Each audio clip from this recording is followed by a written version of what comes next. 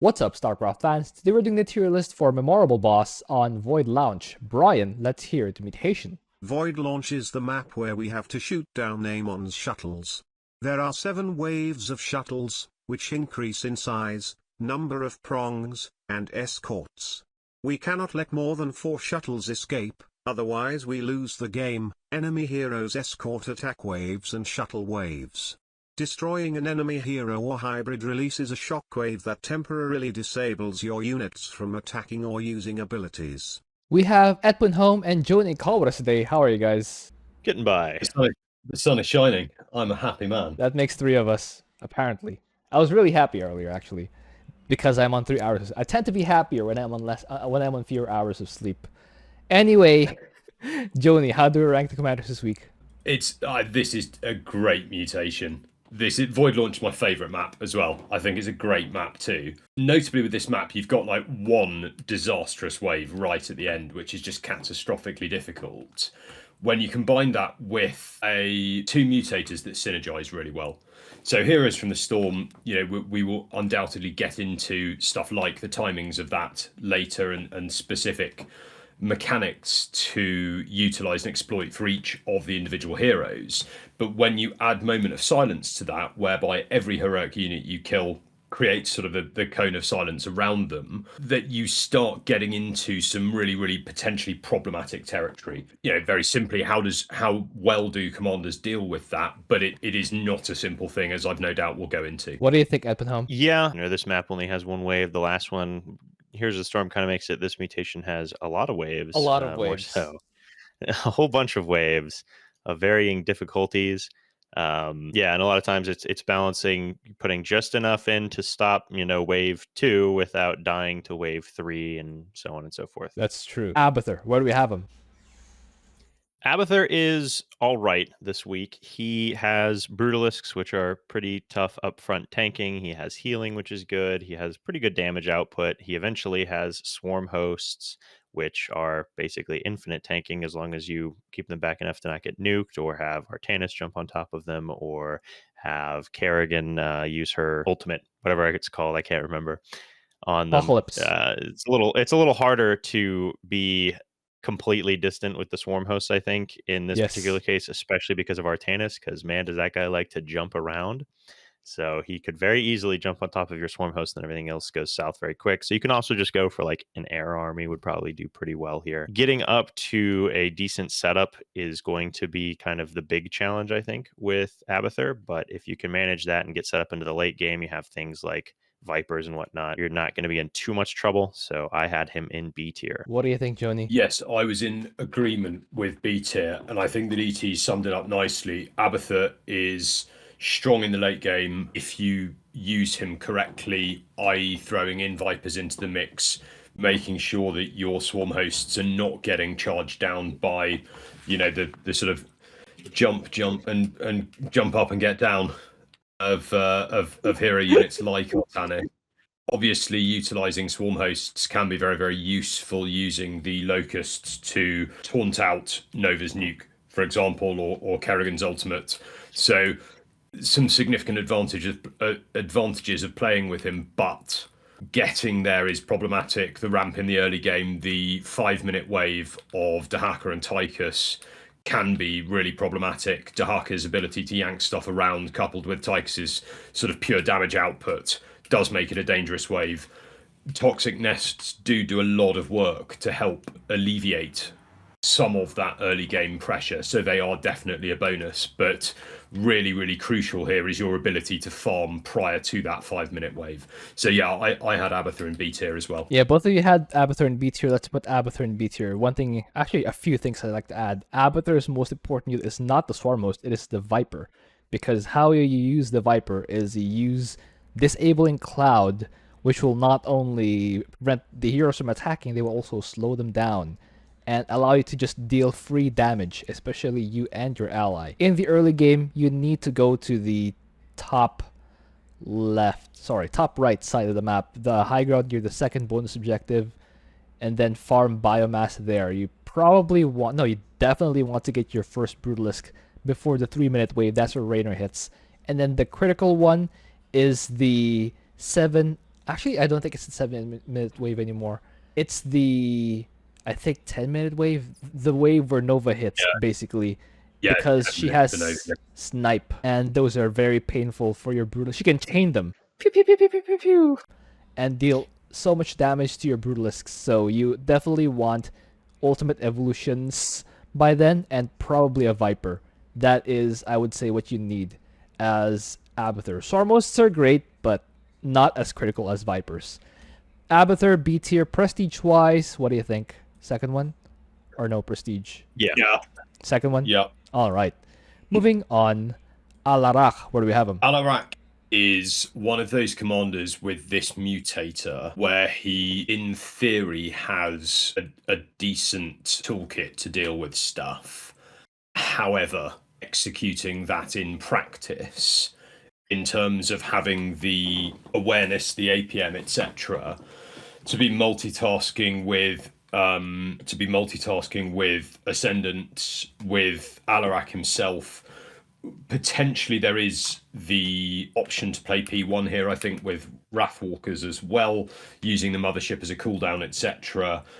The reality to it is, as with a lot of sort of high-priced unit commanders, this is a very, very unforgiving mutator, and Alarak is one of those whereby making a mistake can basically snowball a single wave out of control and just be game over. So whilst he does have a relatively decent toolkit to deal with stuff in terms of his damage output, ensuring due to Moment of Silence that everything's in the right position in order to not then take damage once the first hero has gone down, and then dealing with shuttles and such on top of that, is quite problematic. Using his War Prisms with Overcharge to deal with the shuttles themselves as they come in, or just sticking pylons down, absolutely, I would say, pretty critical, allowing Alarak's army to then deal with heroes and waves, etc. The reality to it is it's really difficult to execute in my experience. I had him in C tier. In Alarak's defense, that the snowballing thing is true for basically any commander this week. And also, Yeah. I would prefer the term total collapse to snowball. Snowball implies it starts out small. No, with Heroes from the Storm, there is no snowball. 1 second you're fine, the very next second it's game over. That's how it happens with this one. It is more of an avalanche than a snowball, to be fair, this week. Exactly. Hey, there we go. That's better because we're doing the snow memes. Anyway, what do you think, Edwin? Yeah, I think I had him a little bit higher. Ascendants are pretty good. Once you get those out, you're going to be able to basically just spam down any of the heroes pretty quickly, which is always, a very nice goal. And at range, so you should be able to back up, hopefully, out of Moment of Silence range. Except Artie. For that, yeah, I mean, if you get there, it's good, but it is a little tough to get there. I think it's similar to Abathur, but Mama is a little bit easier to rush out than Brutalisks and whatnot are, I think, in the early game. There's no actually having to deal with microing against enemy units or anything like that. You just build your gases early and have the money by 3 minutes, and you should be okay, I think. So as long as you have a clean build order, I think he's definitely one of the more macro demanding commanders in general, in that his build orders are a little bit more complex and a little more involved. But if you're good with those, then I think you'll do just fine. So I had him in B tier. What do you think about B tier, Joni? Yeah, I suspect this is a reflection of my what can probably be described at best as loose build orders. So I take the point. My comparison between Alarak and Abathur is that I less forgiving than Abathur was. I think, I had him sort of, high C, low B-ish. So yeah, I'm happy with B tier for that. All right, structure overcharge is very important for surviving the early heroes. Don't use them all at once. Ideally, you want the overcharge for the Raynor wave. Maybe not, actually. If you can save it for the Dehaka wave, probably better. Save an overcharge for the Nova wave, definitely. And the 10-minute wave and the 11-minute wave, that's a lot of waves that they save overcharge. So use them conservatively, but definitely use them, because you need them to survive. And also, watch out for your Ascendants. I know they are very critical, but if you get guys like Artanis, they can find a way into your Ascendants and then chop them down. And yeah, you can burst out Artanis once, but what about Second Life? In which case, he can just mow down. And then, like I said, this mutation doesn't snowball. It completely avalanches on you. 1 second, you have 10 fully powered descendants. The next second, you have 3 left. And that's why this is this mutation. Still, B. If you can control it, B is totally reasonable. What do you think about Arcturus? Oh, 3rd prestige, by the way, for Alarak. Arcturus, where do you have him? Arcturus is another decent one. He's got bunkers, which are helpful. He's got ESOs and his top bars, which are all pretty helpful. He has some relatively beefy units available as well in the later stages of the game. He's got the Yamatos from like Prides of Augustgrad and whatnot. Though you do want to be careful not to lose those. They're very expensive, but I think he'll do decently well as well. But he does tend to rely, especially in the early game, on squishier units, and it's going to be pretty tight to get out of there. So, broken record here, but if you can survive that, I think he'll do okay. But I think in general, he's not quite the best. So I had him from like A to B. What do you think, Joni? I had him in A tier. I think that, so I wasn't trying to build ESOs with Arcturus this week. I literally built one to give me access to Contaminated Strike, which is really useful for sort of splitting up waves from heroes. But what I felt is that using bunkers as obviously very standard defense, but then rushing a Pride of Augustgrad and trying to get the Prides of Augustgrad out, using their Yamato cannon to really single out heroes and try to basically do as much damage as you can. The advantage you've got with it is that particularly come the 10-minute wave with Nova and Zagara, you have, I believe I'm right in saying that you need 1200 health I thought it was of 800, army to, but I sure. think it's 1200 for the nuke and 1500 for Zagara's roach drop, I think. The advantage you have with it is that if you're able to take Nova out prior to the nuke landing, it doesn't land. So with Prides, you can do that with the Yamato cannon. So for me, it was very much a case of super intensive macro, like being very, very careful where resources were allocated. But if you could get 1 or 2 Prides out prior to that 10-minute wave, it does make your life significantly easier in terms of being able to thin out heroes and such. Does not by any stretch of the imagination make it like easy or free. So I still had him in A tier, just using a slightly different strategy and definitely making use of P3 so that if one of your bunkers does get busted, thing that busted it then blows up. So both of you are okay with A. Let's put Arcturus in A. The reason bunkers are so important here is because Moment of Silence affects units only. If you have guys inside the bunkers, they will not be affected by Moment of Silence, which means in waves where there are multiple heroes, normally if you have an army-based style, you can disable you can destroy the first hero, but then it disables your entire army, which leaves you completely vulnerable to the second hero. This is also true for shuttles. You can destroy a shuttle, but the rest will have basically a few seconds of immunity because your units are disabled. But with bunkers, you will be able to continue shooting no matter how many heroes you kill, which is why they are pretty essential here. Get both upgrades for the bunkers. Moving on, Artanis. Where do you have him? Artanis is quite good, actually, which I didn't think I'd be saying for this, but he is. P3 space Archons are absolutely crucial. They do lack a little bit of utility in the sense that they do get affected by Moment of Silence, but the damage that they will do prior to getting Moment of Silence is well worth it in terms of diluting hero waves. So from my point of view, utilizing P3 heavily, really conserving that energy so that you've got space Archons to drop, and then making full use of the Tempest's like massive range to actually they outrange Moment of Silence quite significantly. So as long as you're making clever use of Zealot shielding in order to keep units away from your Tempest line, then you should actually be okay in terms of the Tempest will still be available to shoot shuttles down as they come through. So I didn't think Artanis was too bad actually on this one. I had him in B tier because he's also not uncomplicated to play in terms of the amount of sort of APM required. What do you think, Edmund? Yeah, I had largely similar thoughts. The main problem, right, with like Artanis's Tempests in general is all it takes is one bad day, and you're gonna be This is true. at zero supply. So yeah, I think obviously true for everyone, but in particular with Artanis, if the Tempests get in range of stuff too much, they die very quickly. So you've got to be very careful with that. But if you use Shield Overcharge and Zealots in the front, you should be okay. Space Archons, like you said, very good. And try to just split their damage out. Don't target necessarily down just one of the heroes and then have Moment of Silence so you don't do much of anything to the other hero. Try to split the damage and then finish them off, ideally. But with that, yeah, I think B tier is pretty fair. When do you use the solo bombardments? 5-minute wave? I think ideally, yeah, like the 5-minute, like the Dehaka, 10-minute Tychus right wave? is 5 minutes. Yeah, and then Yeah. and then the 10-minute. With Nova and Zagara?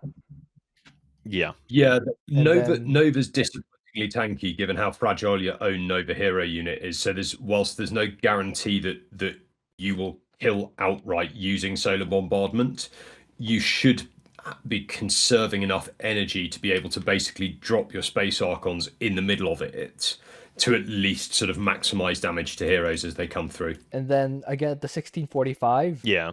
The one Yeah, I after mean, it's basically the just second... like 5 minutes and then every opportunity where it's off cooldown thereafter, basically. But you won't have it for the... You won't have it for the big attack wave on Shuttle Wave 5. The one that starts at the 3 top bases that all converge toward the central exit.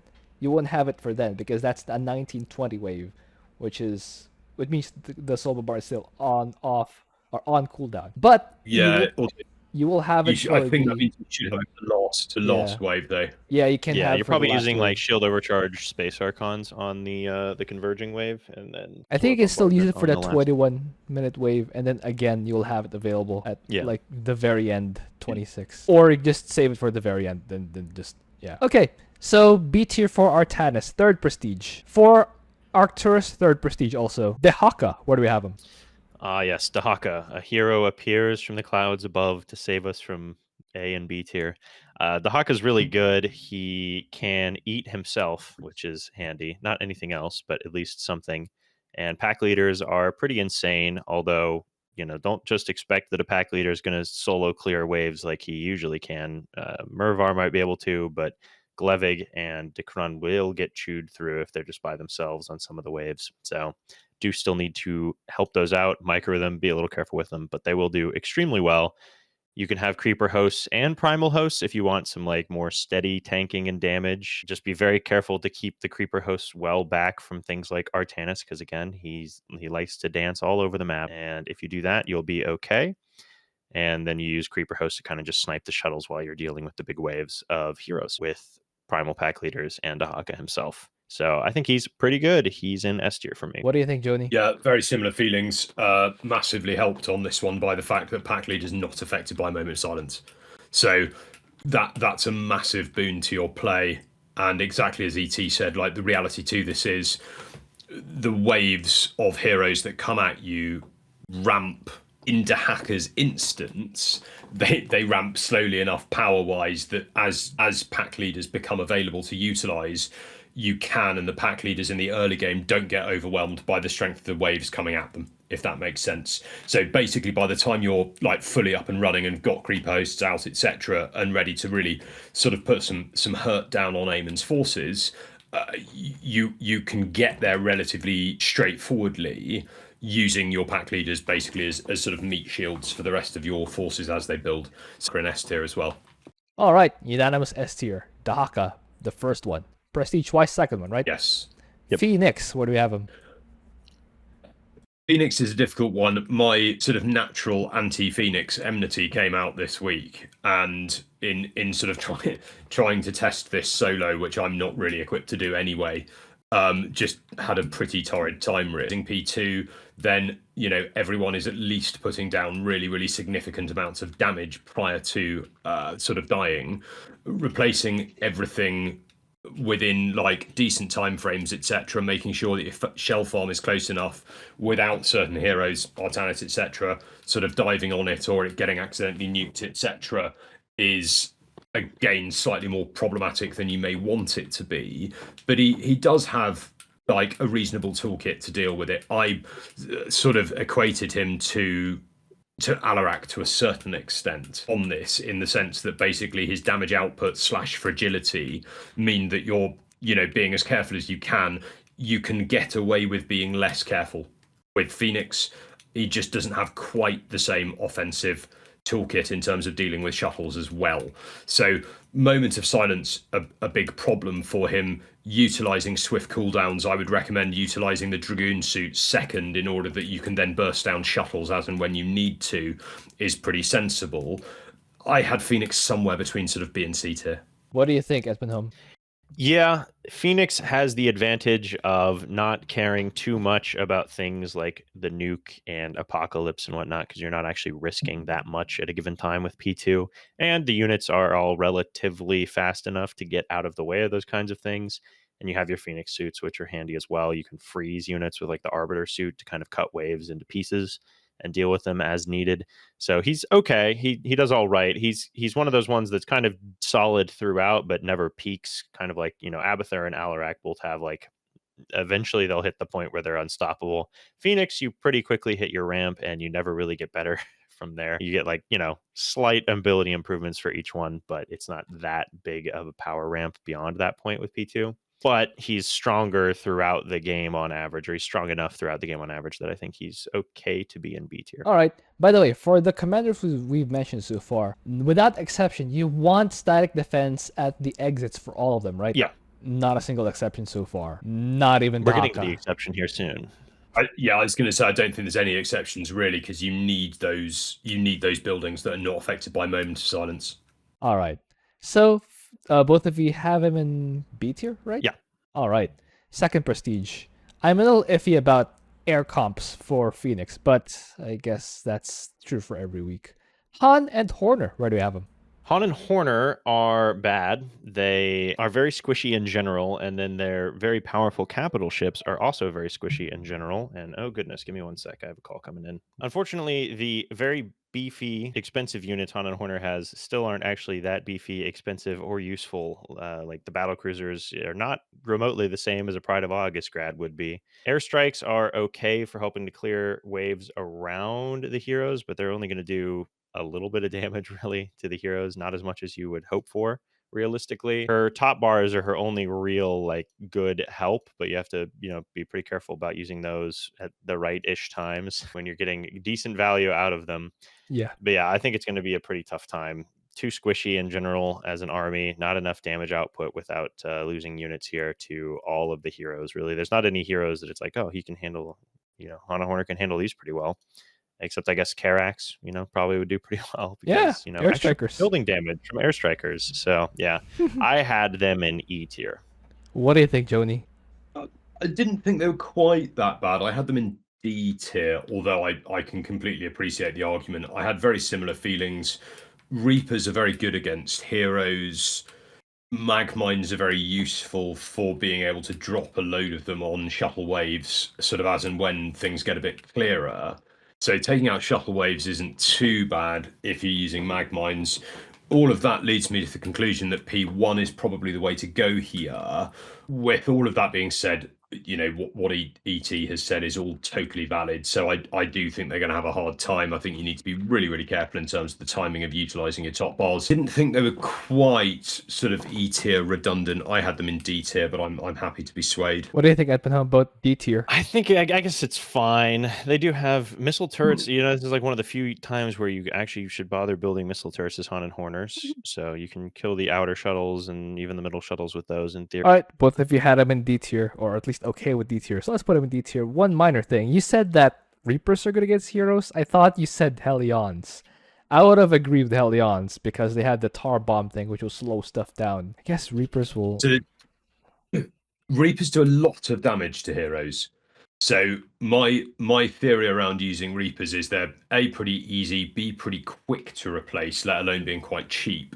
But they also do put a huge amount of damage output out pretty quickly. My approach generally with heroes, the quicker that you can get them off the map, the better. So to them is a good thing, especially in the case of like P1 Han and Horner. All right, I would still throw in Hellions stuff because how would you not have tar bomb? It's such a useful thing, just letting your guys survive for longer. because the enemy isn't shooting as fast as they otherwise would be. Anyway, still D tier. I would just recommend Hellions. Not instead of Reapers, but in addition to. Karax, where do you have him? Karax is good, but he's not amazing. Karax has got, as we mentioned previously, with sort of the 10-minute wave, Nova, Zagara, etc. Karax has the static defense problem of the fact that it can't move. So when baiting out Nova's nuke, you've got to be really careful. I think it's Sentinels, I think, have 200 health each. So I think you can bait with 6 or 7 of them. But, you do need to play carefully. His monoliths are obviously great because of the damage output they put out. I think there is an argument for both P1 or P3 to be played. So with P1, obviously using Chrono Wave to target fire heroes down using monoliths in particular, but obviously all of his static. And then P3 gaining access to Purify Beam and the rest of the Spear of Adun abilities just with more frequency. There are arguments for both. I think the ability to fight basically just heroes as opposed to a wave containing heroes is probably the argument for P3 here. So, pick your poison in that regard. You're likely going to be making outrageous amounts of static defense around that. Plus, I had Karax in A tier. 8 here. What do you think about 8 here at Panome? Well, I think, let's see. That's decently reasonable. Yeah, I think P1 is definitely an option here. He's not quite S tier for me, but if you're target firing well, you're using the Chrono Wave at the appropriate time. If you're P1, I think obviously minute 10 because you want to kill Nova before she kills all of your buildings in one go. And then obviously turrets don't care about Moment of Silence. So that's pretty good. And top bars don't care about Moment of Silence, but they also don't do that much to the actual heroes. So you're going to be more relying on the cannons for that while you use top bars to clear the basic units. But yeah, I think he'll be able to get it done. I don't think he's quite S tier, but yeah, A is good with me. All right, remember to put energizers on your static defense to make them shoot faster. 8 tier. Prestige-wise, first or third. Moving on, Kerrigan. Where do we have him? Kerrigan is another one that's not very good. Kerrigan herself just is not able to survive and deal enough damage to get too much done. She does have the mobility from Omega Worms to help your ally, so that's probably really potentially one of the biggest helps, although mobility doesn't matter too much on this map. You can tank with those as well, obviously, maybe bait out nukes with them, things like that. The unit comps, though, you just don't have anything that's got enough survivability to do what needs to be done, really. You're just going to kind of lose everything. Moment of Silence is going to be kind of a pain in the butt as well. So I think she's pretty bad. I had her in E tier as well. What do you think about E tier, Joni? Yeah, she is pretty bad. And I think that Kerrigan, certainly I think more so than Fenix, also really highlights her weakness against air here. As ET said, keeping Kerrigan alive is going to be a super significant challenge in and of itself. And it's absolutely fine. It is not good enough in and of itself. You do need unit backup. What units do you pick? Probably Broods, Ultras, those types of things in order to ensure unit survivability. I think super significant problems for Kerrigan. Yes, you're going to want to spread spores around very, very liberally, but it just really, really painful this week. I had her in E tier as well. Okay, unanimous E tier. No prestige recommendation because E tier is considered bad. Nova, where do we have him? Nova is another one that I found was sort of fairly similar to Alarak in the sense that has lots of useful tools on paper. I found using them sort of really difficult. I personally struggle to play Nova against air comps in particular. With that being said, making liberal use of Griffin airstrike is useful. Liberators are exceptionally good at targeting down heroes and are also, slightly more mobile in order to allow you to fade in and out as and when you want to. Nova has the advantage herself of being able to respawn whenever she needs to. Personally, I played P1 on this. I'm not sure whether there is an argument for playing P3 potentially in order to allow her to basically sort of spawn camp with Nova, one assumes your timings would have to be exceptional in order to do so. I didn't try it, but whether that may be an argument or not, I don't know. But yeah, I think probably P1. I had her in B tier. I wasn't convinced, but I have a feeling part of that may be me. What do you think about B tier at home? I think I had her a little higher. Yeah, I had her in A tier. I think the single target damage of Liberators is really good. The survivability with defensive drone is fantastic. Nova herself can do quite a bit of good with nuke and holo decoy to kind of buy time and deal damage. And just her regular abilities, snipe obviously is going to be good here. So I had her in A. I think there is the air comps make it a little tougher, but the main issue here really is The heroes, and if you can, those are always ground. So if you can deal with those, you'll get by, I think, with Nova on the air comps, because you do, on a regular brutal, right? So yeah, I think it's probably, I'd be fine with B tier, but I had her in A personally. Okay.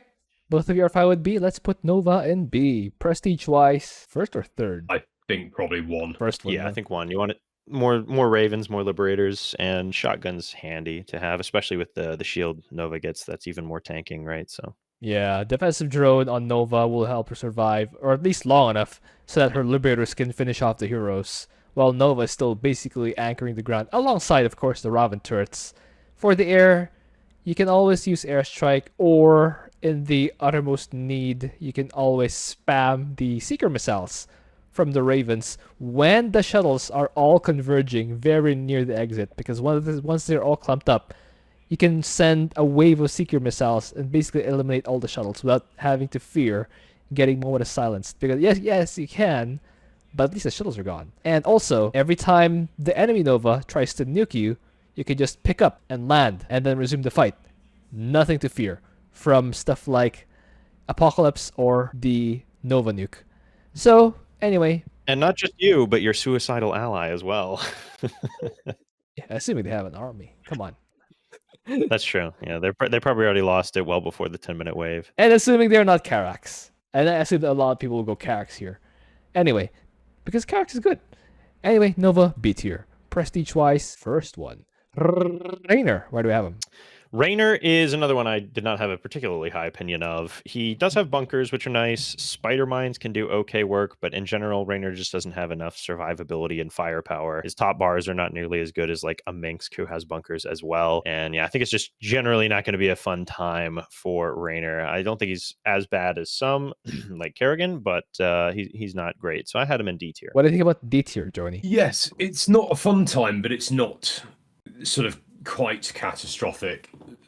Spider mine camping's really crucial here. I think there are only 2 spawn points. Learn sort of when stuff comes from which one, and just pack it full of spider mines, basically. I think probably playing P3 is a sensible idea, because then you've got Banshee hit squads that you can use to take out heroes, or at least help take out heroes. And you've also got, obviously, Hyperion available, I think, pretty much for every wave once you get up and running and at full supply. So I kind of felt that he does have a toolkit, and it's pretty straightforward to use. Once you throw some bunkers into the mix as well, he's going to mop up trickles okay. I had him sort of, like D to C tier. I was sort of reticent around is he that is he that terrible? But I'm sort of also happy to concede that he is pretty terrible. All right. Anyway, both of you had him in D tier, or at least are okay with D tier. So that's where he goes. No prestige, because D tier is considered bad. Stet Boy, where do we have him? Stet Boy's not terrible. He's quite possibly the opposite of terrible. Yeah, that's about right, I would say. Super Gary, obviously incredibly tanky. He will get moments of silence, but at the same time, if you are agile at switching to blue zone, you may be able to avoid it. Even if you can't avoid it, he is tanky enough that it's not the end of the world, particularly if you're using Statellite Overcharge with green zone. On top of that, his lings they basically simply don't die. That's the keyword. That's the keyword. Like his lings basically don't die at all. So at that point, you are basically free to use whatever you want behind them, probably a spore forest of some sort. But if you want to get fancy with stuff, then Uber Battle Mecha Lords or whatever they're called are perfectly fine, Corruptors, etc. So yeah, he's got a load of options. None of it really falls over at any point, and he is strong enough in the early game that you shouldn't have any dramas there either. So I had Stetmann in S tier. What do you think, Edmund? Yeah, I agree. Stetmann is incredible this week. Green zones combined with Lings, combined with purple zones if they ever somehow run out of energy, combined with Lings just reviving, every 2 Lings that die. Yeah. So it's really good. I would say Spore Forest because Corruptors require micro and they take supply, and why not just have 400 Zerglings, So I think the Spore Forests are better. You certainly can go Corruptors, but I don't think it's remotely necessary. Yeah, it's very, very simple, very easy. Even helps your ally. So not that you need them. So The yeah, eco-friendly approach. We're planting trees at the same time as saving the planet. So great. Yeah, exactly. Yeah, exactly. Saving an ice planet by planting trees on the ice planet. Very practical. Yeah, we're building a new, better planet, but we're also planting trees on this planet that soon no one's going to live on anyways, Except dead heroes. So, anyway. Yes, that's true. Anyway, Statboy S tier, the key unit is Zerglings because the enemy heroes can just attack all they want, but the Zerglings each will take 10 damage, and that's incredible when you have heroes just try to nuke you, but the nuke does 10 damage, and the Zerg's like, ow, that kind of hurt, and then resume biting the enemy heroes. You just keep sending them. They're really cheap, and they're basically unkillable, especially when you have the green zone. Incredible. And their damage output is insane. It's very, very good, too. Insane. So. Incredible. Almost immortal, even. Anyway, S tier. Yes. Stukov, what do we have him? Stukov is not as good as Stetmann, that's for sure. I don't think he's horrible this week. I think, in theory, you probably want to still go P3, but lean more heavily on making some supplementary factory units like siege tanks and things like that. But the tanking of the infested Terran and whatnot is pretty good still. Definitely try to have some at each of the outer shuttle bays so that they kind of kill the shuttles as they're pushing up towards the middle to deal with the attack waves. And then obviously Brood Queens as well. Pretty good, have good single target damage, and they have fungal as well to slow things down in theory.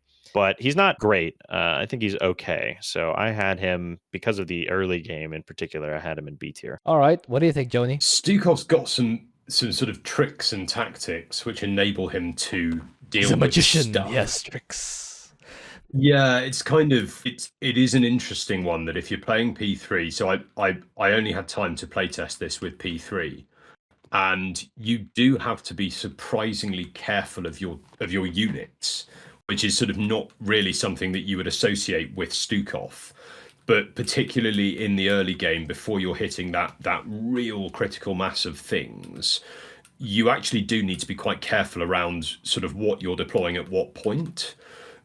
Infrastructure is a massive boon against heroes because it's basically loads of tiny free units which will do a lot of chip damage even to heroes.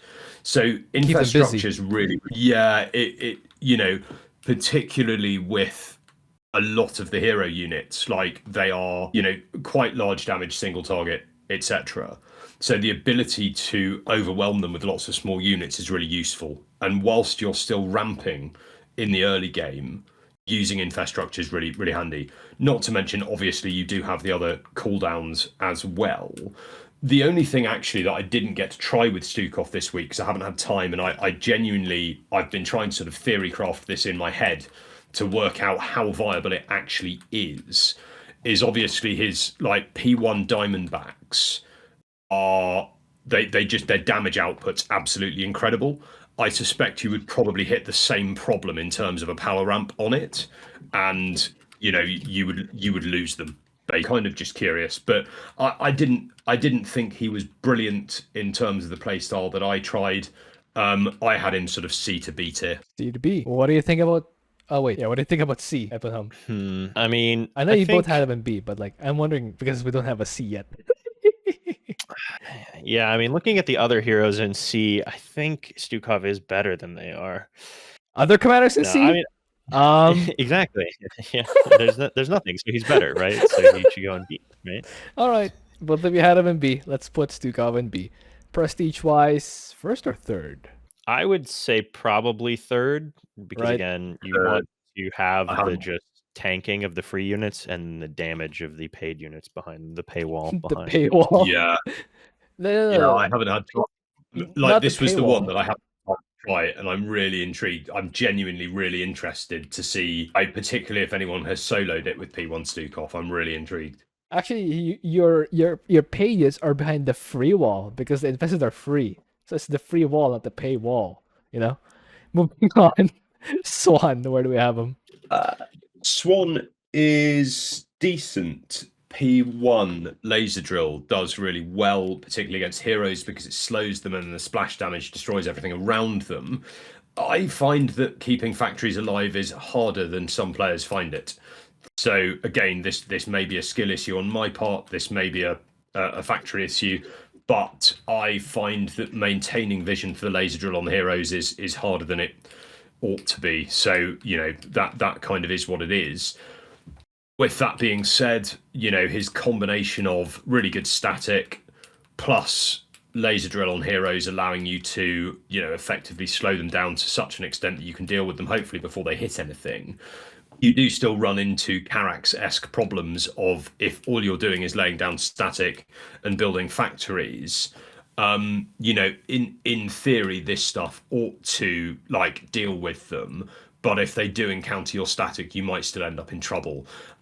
I didn't think he was free, but he is sort of he's comparatively low maintenance. He is quite good.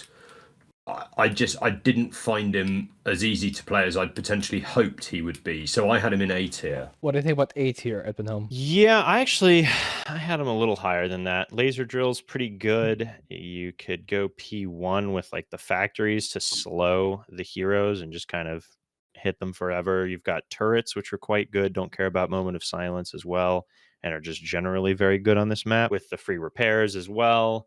I had him in S. I suppose I'm okay with A. I think he's better than Karax this week for sure because of his turrets just having the free repairs and everything like that, and particularly the laser drill I think just does a little better here. I do Maybe high think, A. yeah, high A I think is fine if Johnny's opposed to S. All right. I wasn't necessarily I just can't decide with it. I do think it's a skill issue on my part, if I'm being completely honest, as to why he's not S tier. Having said that, is that indicative of the fact that he's hard enough to play that he's probably not S tier?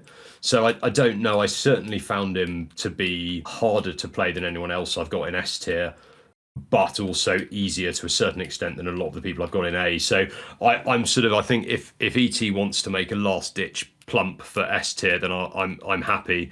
But if not, I'm also happy to have him sort of top of A tier, basically. What do you think, Eppenham? Try to convince for S, or is A just fine? I guess A is fine. Okay, I'm also fine with A. Let's put him in A tier. A is not bad. A is really good. I keep having to say this every week because this guy should be top of S tier for everyone, basically. Not everyone is S tier. It's S for a reason. Oh my Donnie. Speaking of Tychus, where do you have him? Tychus is pretty good, but not perfect this week. He's got the issue of just, do you have enough damage output to deal with everything perfectly? And sometimes that's going to be a little difficult with just the one hero against two heroes if you're P2, right? Oh my gosh, they have Nova and Zeratul or whatever. So with that, not being able to counteract Moment of Silence perfectly, Odin is nice. He's still very good, don't get me wrong. I wish that he had the same ability that he has, the Heroes of the Storm Tychus has, imagine if instead of having the grenade that sucks everything in, you just got the upgrade that you deal splash damage now with your gun. I'm like, ooh, as if he wasn't strong enough already. If you have the Fatal Attraction, you can synergize with the Ultrasonic Pulse from Nux. Have you learned nothing from the wiki? That's true. I mean, it's true. That's true. But yeah, I think he's pretty good. I had him in A. I don't think he's quite S though. What do you think about A tier, Joni? No Zerglings.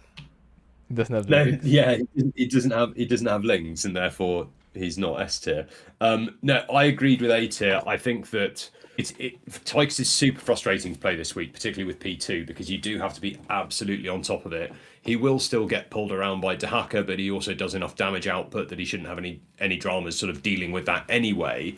Sirius and Sam both deal with shuttles impeccably well in terms of getting the upgrade for Sirius of the sort of anti-air missiles, and then Sam obviously throwing 3 satchel charges and then getting out of the picture before he gets moments of silence is also really handy. So he's got lots of stuff going for him. I would play P2 in order to give you access to Big Red Button, because a nuke is a nuke and it's always going to be useful. I felt that, yeah, I always want Tychus to be stronger against Heroes of the Storm, and he's simply not. There are certain heroes which, particularly if they come down in combination, are super problematic for him. Zeratul is a problem. I find actually Artanis can be a problem for Tychus as well, with his sort of double, 2 lives and just putting enough damage output with everything else going on as well. So yeah, I kind of, P2 Tychus, we know he's strong, etc. But the Storm in and of itself does expose a bit of that weakness. I was toying between A and B, but I'm happy with A tier. I still can't get over that line. You remember that line, Edmund Home? If one nuke doesn't solve the problem, 2 almost certainly will. Yeah, so I mean, if it was Tychus and Nova, it would be triple S. Triple S tier. My Donnie. Did both of you say A tier? Yeah, I'm happy with A tier, yeah. I'm also happy with A tier. Let's clap our hands anyway. Moving on. Vorazun. Where do we have him? Vorazun's really good because she's got time stop, and time stop comes when you're playing on the only prestige that she's got, with a load of free DTs, which is super useful, particularly on a map where you are forced into building air to a certain extent. Corsairs are more useful than normal this week because their ability, which I have forgotten the name of, Distraction Web. Distraction Web, that's the one. Yeah, it's Disruption Web. Sorry, Distraction Web, isn't it? Yeah, well, I'm distracted, obviously, so that's, yeah. Someone put Distraction Web over my office, but no. So Disruption Web is super useful on this. I'm going to be very, very controversial here, actually, and say that I do think there is potentially a shout for looking at Vorazun as an S tier commander this week. Actually, I think my reticence against doing so is purely on the basis that if stuff doesn't go according to plan, she is even more catastrophically squishy than most squishy commanders. She's gonna be her armor could be permanently invisible if things don't go well. Yeah, I like very, very easy for her to cloak herself out of existence and remain there. But she is like, time stop is unbelievably strong. Couple a decent smattering of DTs with a disruption web curtain, and you're going to be in a pretty good place, and that's without your ally doing anything. So yes, she does have a bit of an air comp weakness, but you're going to want to be building like a cloud of Corsairs anyway. So I've got her somewhere between S and A, and I couldn't decide, but she is good this week. What do you think about S and A, Ebenham? I don't quite have her in S. I do think she's quite good. Time stop is good, obviously, like he said. The in theory, oracles as well can actually stasis ward all of the heroes, and you can upgrade them to be able to deal damage to heroes so while they're in stasis. So that makes it pretty free if you can actually get them to walk into the stasis wards, which can be a little tough, but you can get it done. The DTs do great single target damage, so you'll be able to rip through the heroes, especially if they are stasis warded or disruption webbed or whatever. So I think she's quite good. I don't think she's quite S tier, but I'm happy with A. Okay, both of you are okay with A. Let's put Vorazun in A tier. Her 1 prestige, the third one, puts her in A tier. Zagara, where do you have him? Zagara is not A tier. She is not horrible, but she's definitely not great. I don't think Banelings are good against the heroes and whatnot to an extent, but they have a lot of health to wash through, and you only get so many free Banelings. You do get a lot with P1, but it's going to be tough to chew through the heroes with that. Expensive. So very expensive, basically. But she'll do work. She's definitely not going to be carrying or anything, though. So I had her finally in C tier. We have someone in C tier. What do you think about the C tier, Well, Johnny? maybe. Johnny might ruin that. Blame Johnny, everyone.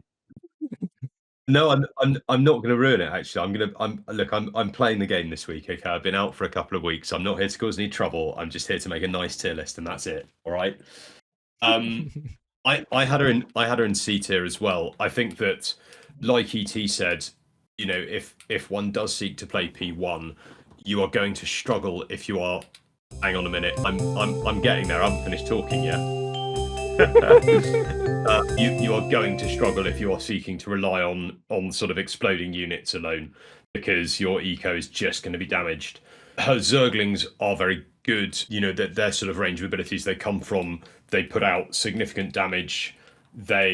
Obviously their evasion is also really useful, purely in terms of allowing you to like distract heroes and such. So I think actually playing like quite a heavy Zergling comp is useful here. I think chucking bile launchers around it is also super useful, because obviously you know exactly where stuff is going to be coming in from. And by the time you've got those bile launchers up and running, the reality to it is if you can pick your fights in the right places, then you are going to be putting down pretty significant damage. Her other thing that she's got going for is obviously she is one of the very few commanders that if you mess up, actually you can replenish her army very, very quickly. So I didn't think she's great. I didn't think she was terrible. I think it is my main reason for her being where she is in my book is that if you are not quite careful with how you play, so that's sort of hence why I had her in C tier. Okay, finally have someone in C tier. Her prestige recommendation, first one or third one? I think probably first one for this, and that is purely down to replaceability and the fact that her hero unit is only half, is only half a Brutalisk, and therefore is very prone to being sniped off the map. True. She's going to get targeted down, etc. So I also find that her roach drop is never quite as it doesn't last very long when put up against hero units, etc. So whilst I'm sort of reticent to suggest the lazy option here, actually playing P1 this week is not the low skill option. It is still going to be very hard work. Okay. Anyway, she also has the option of just right-clicking Scourge onto the shuttles, and that also works. Anyway, so that works in the last wave. It does work in the last wave. If you only do that for all the waves, you will die. True. Anyway, Zagara C tier. Moving on. Prestige-wise, first one. Zeratul, where do we have him? Zeratul is very good because you have a variety of options, all of which work quite well. His Immortals, which are not called Immortals, but I can't remember what they are called. Enforcers. Enforcers, that's the one. They have very long range. They do a lot of damage. You also his DTs or Void Templar are extremely good as well. Their damage output is exceptional and can be used to sort of ping around nobbling heroes, etc. That goes, what goes without saying. His cannons are also exceptionally good, and particularly when projected out. Obviously doesn't really matter if they go down to a rogue nuke or anything like that. Not that you should be having dramas with that if you're targeting down heroes appropriately. I would suggest using his, I think it's a suppression crystal or something, the third choice on his first ability. I was thinking the third one, actually, the slowdown crystal. A first set of abilities. That's what I meant. Because in the first, you have the choice of going for the void suppression crystal, the Tesseract monolith. That's right. I would definitely suggest using that to take the sting out of heroes whilst you're finishing them off with DTs, basically. But he does have a decent variety of options between S and A tier. Strong, I'm definitely willing to entertain the prospect of having him in S tier as well.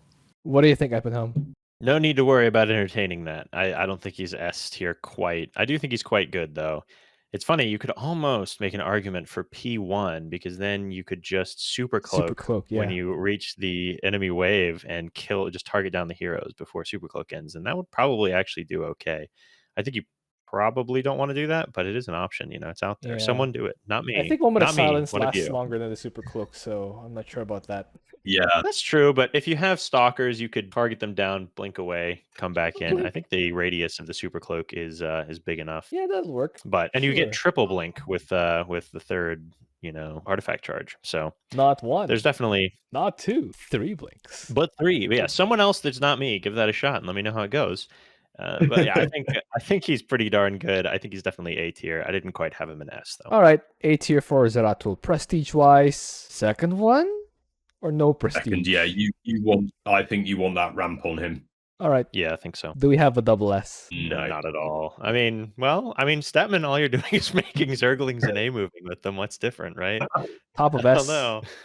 I think probably Stetmann. Yeah. Top of A. I think Swann. I was going to say, I think for aforementioned reasons, probably Swann. And then I guess Vorazun was the other person being considered for S. Yeah, somehow? I think, I don't know. Vorazun, I think Zeratul is in with a shout. I think probably I personally had Arcturus and Tychus at the bottom, probably Tychus at the bottom and then Arcturus, and then that looks good. about right to me. All right. Top of B. Ooh. Nova? I think Nova, yeah. I certainly think Abathur is probably about the right place. Yeah, Artanis. And then I had, the other 3 I actually all had in C tier. So you're welcome. I'm sort of through that. Those guys owe me money now. Yeah, it would have been a skinny tier list if it was left to me. Yeah, I think that's fine. All right. I think Raynor's probably better than Han and Horner. Because he has bunkers. Yeah, I agree with that. Yeah, bunkers. All right. So do we have... Yeah, there are only 8 guys in ARS. They have combinations of B tier and below, who together will be stronger than Dehaka on his own. Nova, Artanis, Nova, Abathur, Nova, Alarak. Basically, like Nova and someone. Yeah, Nova and anyone really. How about Abathur and oh wait, the usual Artanis and Zagara, the unlikely couple. Yeah. Although Artanis, because you want Guardian Shell to have the best value with Zagara, right? So you're losing out on your main thing you're actually doing this week with Artanis, which is Space Archons. You could totally still shield overcharge Zerglings. That'll still be really good. That's true. I'm desperately thinking if there's anything you can do with sort of Raynor or Kerrigan or anything to make them actually kind of viable. Kerrigan, I don't think so, because it's just her hero unit is so exposed. I did this with Kerrigan. Nova Raynor is probably still better than Dehaka. Maybe even, I mean, I was thinking potentially even a sort of a like Stukov Raynor or something like that, and basically relying on spider mines in the early game whilst Stukov ramps. Because he, if you're playing P3 Stukov, his critical mass is it is what it is. So it is very strong. And, would a Raynor or a Zagara allow you to actually get there? Like, quite possibly. So, yeah, maybe a Zagara, a Raynor, and a Stukov or something like that could be a decent synergy. But I'm not sure about Raynor Stukov, because for spider mines to work, you need to be pushing into the enemy base so that their static defense don't just shoot down your spider mine field. I don't think you need to push that far in. You only need to clear out the bits at the top of the ramp, though, and I think sort of Banshees and Hyperions will have detection. They'll just will clean it up. No, if you're putting them at the bottom of the ramps, potentially. No, I don't know. I'd rather have pack eaters than. Don't get me wrong. Yeah, fair one. I think outside the box, but I should stay in my box. I did do this with Artanis and Kerrigan. I was the Kerrigan, and Ankalagan was the Artanis, so you can figure out how that went. Yeah. Well played, Ankalagan. Well played, Ankalagan. Hey, I did distract with Omega Worms. I mean, that's basically what she's got. I got Omega more kills tanking. because I have immobilization wave. Oh, that's true. I mean, technically, if you think about it, you can probably build like 60 Omega Worms by the end of the game. That's like a lot of tanking. Yeah, technically, I had more kills because of immobilization. So technically, I carried, right? No, just kidding. True. Oh my god! Plus, you get the benefit of being able to have very low APM because you can sit around not doing anything for the minute while Kerrigan's recharging herself. So no, I was spamming dude basically. You're basically. Gimli in Lord of the Rings when Legolas takes down the entire Olivant. That still only counts as one. In the books, Gimli really did outkill Legolas. I'm not sure. I think Legolas ran out of arrows in the books. He went to retrieve them, whereas Gimli was defending in the glittering caves, so he just farmed in a narrow choke point. That's why he got so much. Sorry. Just favorite books. Anyway. Gimli is the Raynor of Lord of the Rings, and he basically just spawned. More like the Nova, because Nova just has Liberators and Liberators and Ravens. Anyway, yeah, Liberator shots feel more like axe hits, if you ask me. Then that's true. Anyway, so this is that's the commander synergies. What does Kerrigan have to do to get out of E tier? Well, that's pretty simple. Have her Zerglings have the immortal barrier or the immortal hardened shields. Give her hardened shields on their Zerglings, and then she's S tier. Simple as give her a half decent unit, and she'll be fine. If you like gave her Zerglings like an immortal barrier, and maybe you turned Kerrigan into like a flying robot that could shoot out 3 orbs at a time, and make her creep tumors air buildings, and make her creep tumors air buildings that can actually switch what they do depending on what you need. That would make her S tier at that point. And she still would have Omega Worms, by the way. And she still has Omega Worms, yeah. I think that's S tier at that point. All right. So, guys, hope you enjoyed that. Thank you for watching. If you have an idea of what else to do, please leave that in the comment. Oh, one more thing. This looks very similar to the last time we made a tier list on this. Oh. It looks good. It looks almost identical. The ranking looks almost. Swann was in S tier. Nova was in A tier. Stukov was in C tier. It's almost a copy paste of last time's tier list, which reinforces. Oh, cool. We'll get no complaints. We'll get no complaints this time. Absolutely. Imagine complaining about a tier list. No molding, I'm sure. Never heard of such a thing in my life. Anyway, I'll see you guys next time.